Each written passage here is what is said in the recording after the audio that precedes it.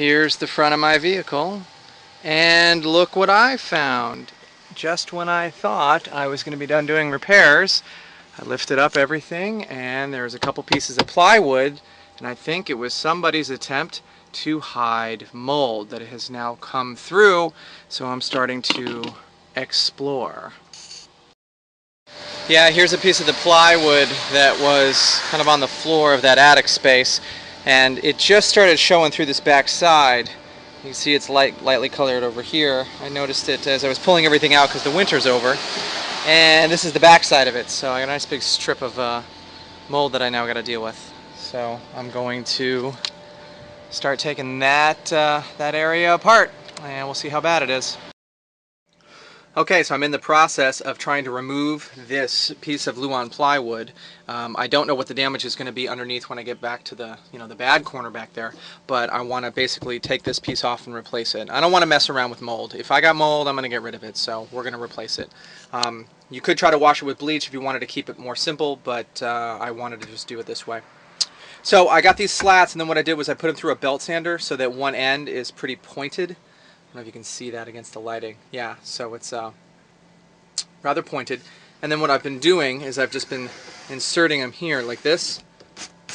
And then I just alternate back and forth with a little tiny hammer.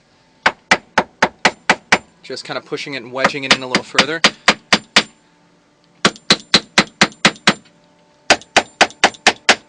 And I just basically been knocking back and forth, giving it a chance to kind of separate from the styrofoam. You can see there's that styrofoam underneath, so I'm basically just trying to get a nice clean separation as much as I can so I can remove it in as close to one piece as possible. Okay, update from the attic space. There was a layer of styrofoam that looked like this, and the red is the adhesive, I believe, that was attached to the underside of the wood. Most of that's been ripped up. But then over here I decided to go further because I started noticing that I wasn't getting to the bottom of the problem. This is the wood that was underneath, and it's even wet to the touch. If I squeeze it, it almost feels like a damp rag.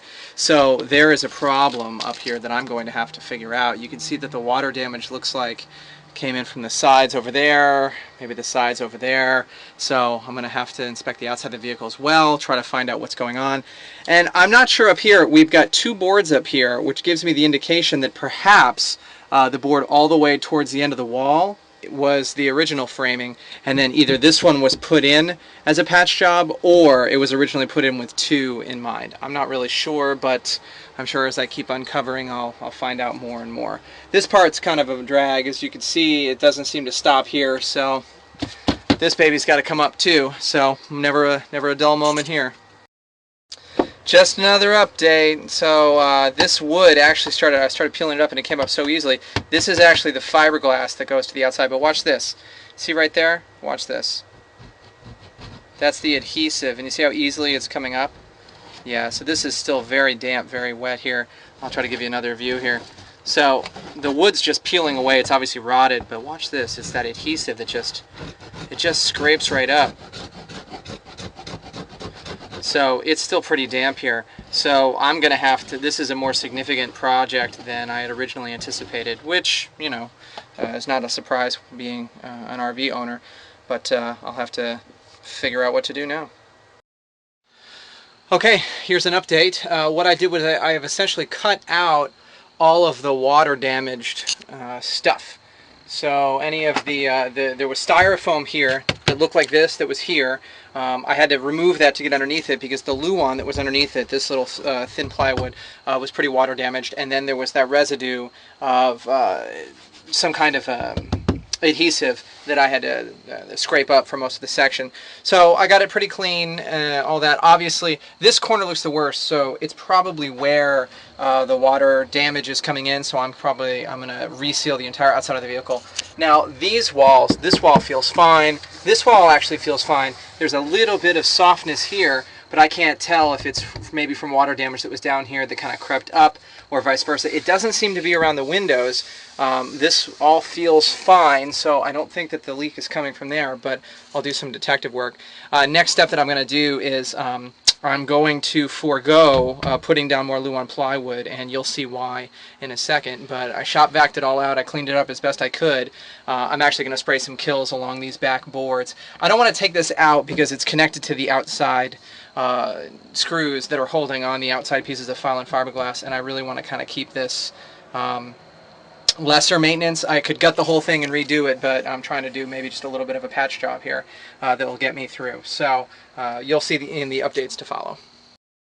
I just thought this was kind of cool. I'm outside, it's dark out, but you can see the light shining through that little piece of Phylon fiberglass in the top of the RV there. It's kind of like a jack-o'-lantern, so to speak. It's amazing how little material there is holding us from the outside world, so to speak. But I'm gonna fill that in shortly, so it's the only time it's gonna look like that. Okay, for the next phase here, so to speak, I put my little 0.5 amp fan, and I'm just gonna kind of aim it in that corner. I basically need to dry this area out. So the other thing I'm going to do is I'm gonna go over here, kick on the old AC, really get this room to dry out nicely.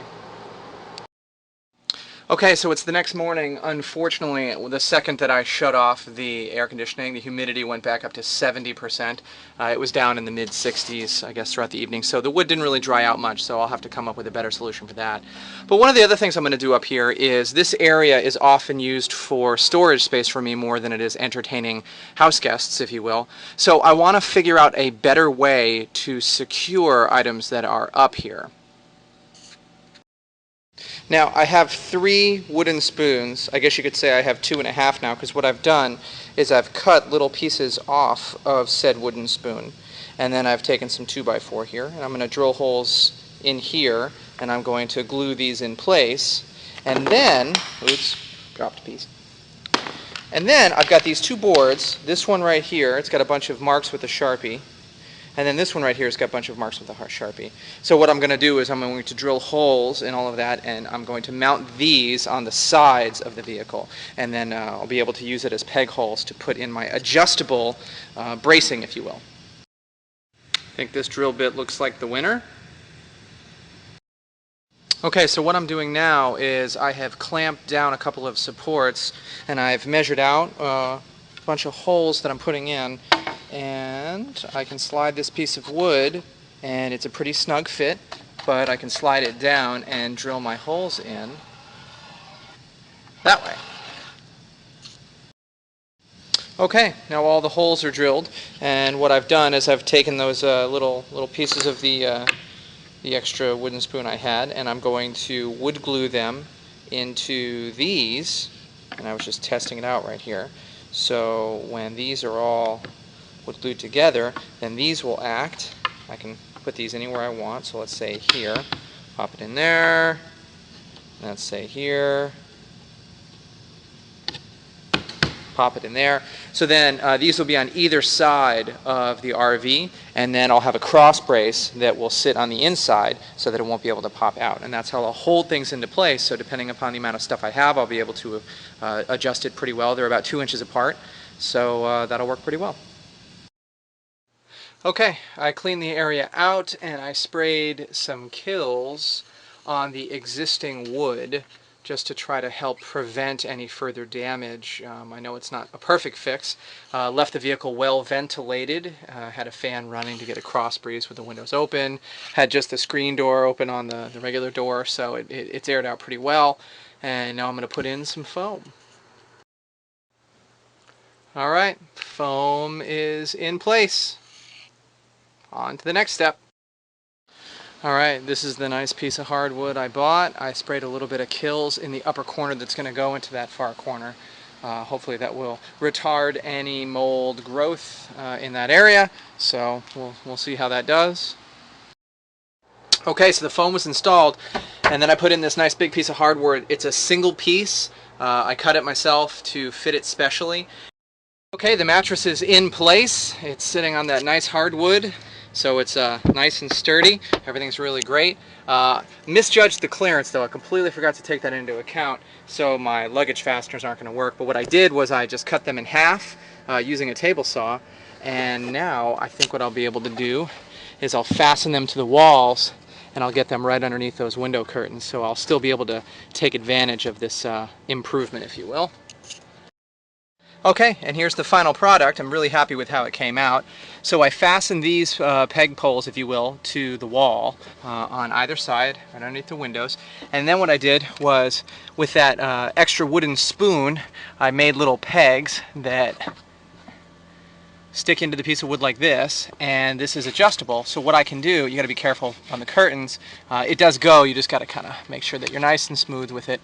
Don't want to scuff it up too much. But then regarding how much stuff I have, for example, if I'm going to, want to secure items up here as I travel with them, wherever those items sit, let's say my items sit all the way to, I don't know, here, what I can do is I can adjust by moving that. All right, put that there. I can move these pegs, and then what you do is you pop in this peg on the other side, on the other hole, like so. So that's nice and secure. So this is a way to kind of keep all of my belongings secured, so they won't fall out from up here on the top of the vehicle when I'm driving down the road. And since it's adjustable, if I've got a lot of stuff or a little stuff, I can move the pegs all the way down. So if I only have a little amount of stuff, I can secure it all the way to the front of the vehicle. Or if I have a lot of stuff, I got posts and holes that go all the way back, so I can take it right back to here if I'm moving a lot of equipment. So really happy with the way that came out.